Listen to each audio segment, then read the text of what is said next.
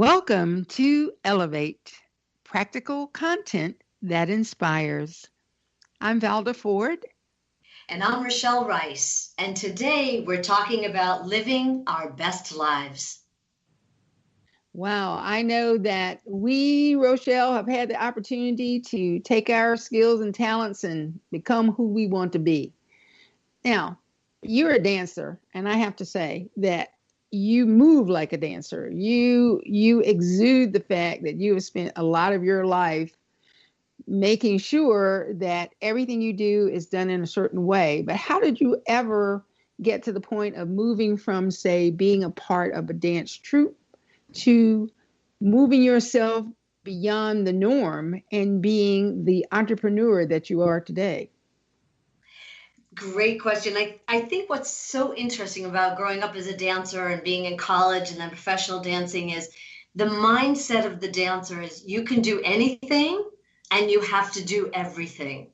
And what I mean by that is that the creative process about you can create anything can come out of the movement or working with a partner in the company or something. But the other part is how much we had to do, right? So we were in college, we had to lay our own floors when we traveled. It was a marley floor, that black marley that goes onto a stage. We had to, we were doing our own costumes at times, our own makeup, whatever it was.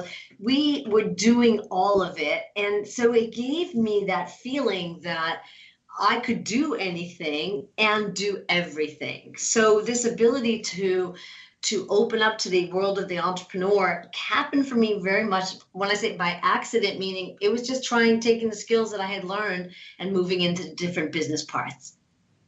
Wow, now that's pretty good. So you were moving into business. How did you move into business originally? What was the first thing that you did that was not a part of being a part of a troupe or someone else's company?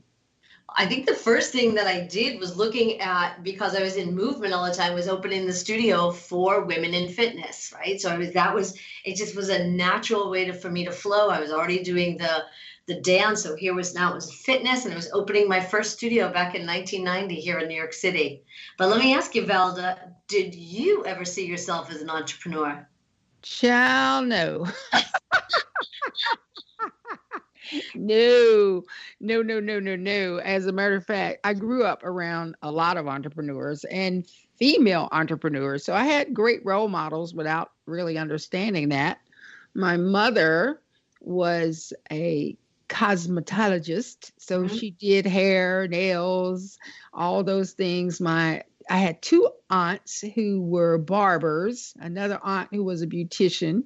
So all the women around me, well, were doing a lot of things on their own. But you know what I saw from that is, Lord, they stand on their feet all day long. I don't want any part of that. Yes, So, yes, yeah. yeah. Well, let me ask you, it's interesting too, because my mom was also an entrepreneur having her own dance studio. And I wonder often, was it also seeing that part of this independence, this ability to control your own destiny? What would you say to the women listening to this about being independent and control of your own destiny as an entrepreneur? Well, I say just look at what it is that you're doing. Not everyone should be an entrepreneur. Not everyone should work independently. Some people work beautifully, fabulously, and only want to be a part of a larger system. I know that one thing that I was against when I was first offered the opportunity to be an entrepreneur was, no, I have a salary, I have benefits, I know exactly where my next dollar is coming from. I don't have to think about it when I leave work. And I didn't want any part of that because, well, I'm fortunate to say that I never saw my mother or any of my aunts suffer from being an entrepreneur. I mean, we didn't have a lot, but we definitely were better off than plenty of people around us. So I didn't see the suffering financially. And my mom was very creative. She won styling contests, and so people wanted to come to her so she could make their hair look incredible. But I think if you see people around you who have decided, well, I can do this, or even if you don't see people who are in your immediate sphere, look out to people who are doing things that you want to do and learn from them. and decide that, see if they will either mentor you formally or if you can follow them on social media. We put so many things about what we're doing, why we're doing it, when we're doing it, ways to do it cheaper, better, faster, that there are opportunities to learn even that way.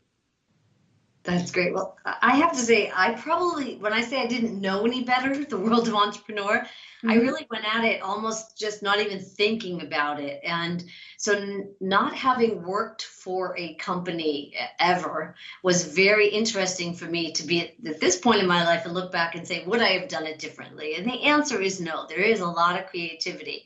However, what you said earlier, I mean, I know a lot of people, oh, I love to be a coach, or I love to cut hair, they love the art of the work, but when it comes to the business side of it, those skills aren't always there. So I tell people, you've got to be very careful not to get lost in the fantasy or the allure of the world of the entrepreneur, because yes, at the end of the day, it is your business. But if you only love to cut hair, you are not going to enjoy booking the appointments or bringing in more staff or having clients that are unhappy. So it's all the other things that come with the world of the entrepreneur that I think we forget about, or I coach people that if you forget about all these pieces, just be sure you're ready for these things. It's not going to be a steady paycheck.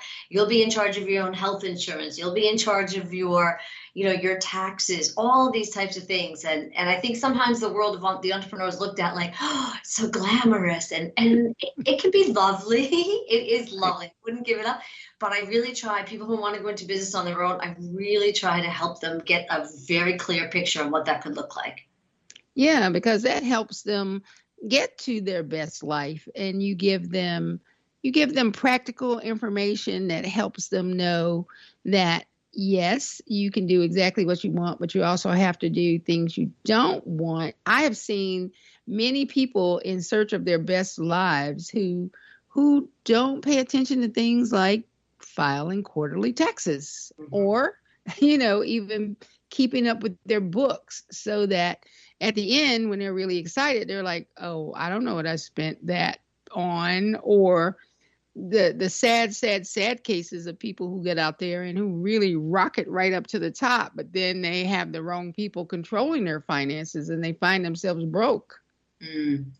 I do think you're absolutely right about that. I would say that my financial acumen came later, because at a younger age, I didn't have much for responsibility. I was able to do with what I wanted to do with it. So the financial acumen is definitely a skill. And as one of our previous podcasts, you said, you hire the things that you don't know how to do. But I agree with you. You have to find the right person.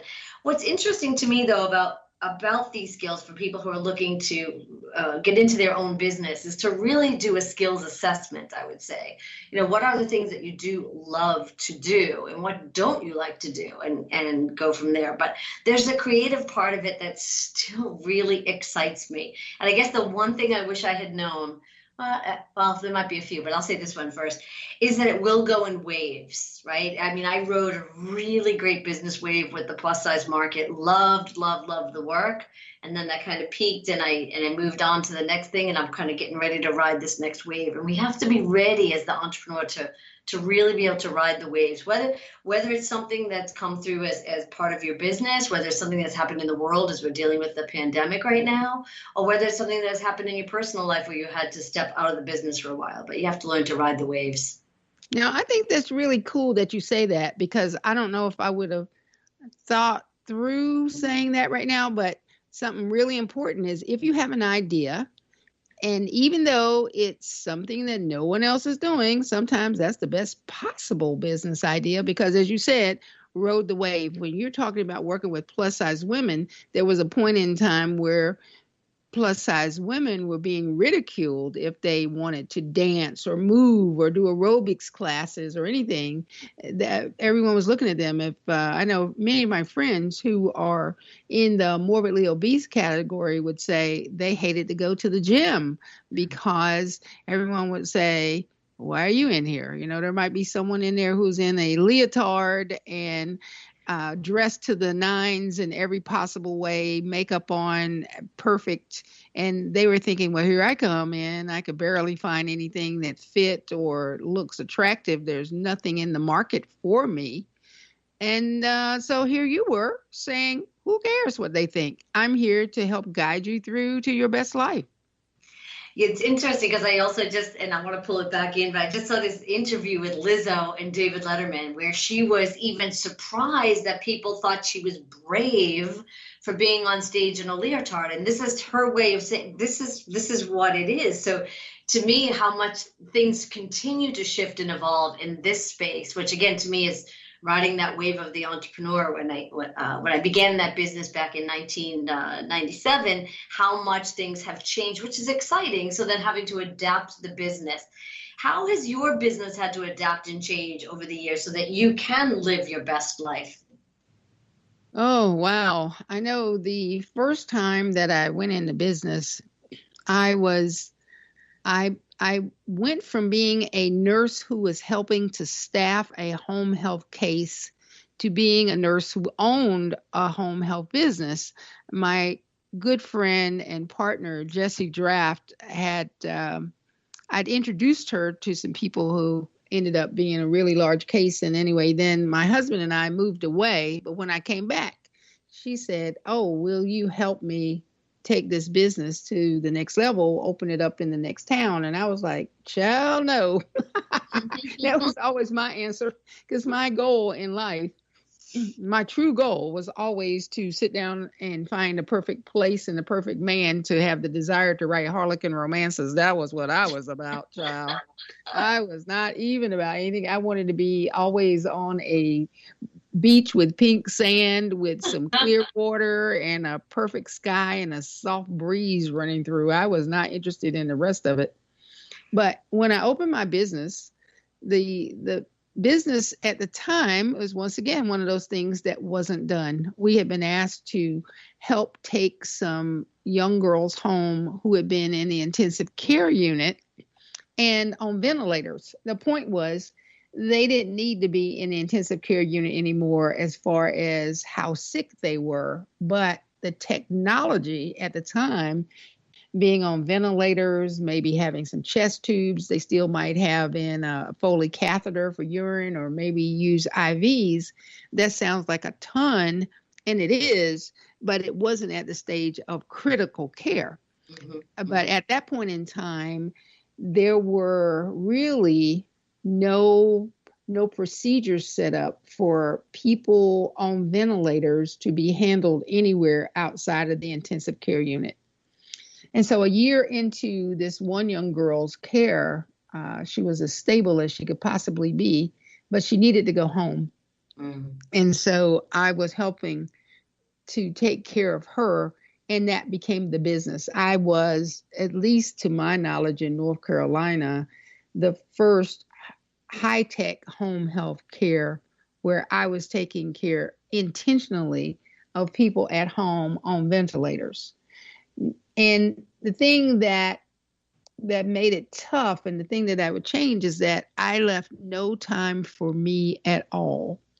I was so afraid, especially having been taught to be a critical care nurse, where your whole setup is on making sure that people who are trying to slip off a banana peel don't do that. I couldn't rest in the fact that they were stable and happened to have technology attached. So I was always paying attention to every person that I hired to work. So I went from being the one person doing it to having a staff of 200. Wow. And I did not put anything in place for having things like sleep. Yes. I will say, I think this would be really critical to our listeners, is that self-care has got to be at the very top, even though you feel like you got to go nonstop to make things work. That if the self-care piece is not in place, how detrimental that can be, not only to your health, but to your business, to your family. Oh, no doubt. I mean,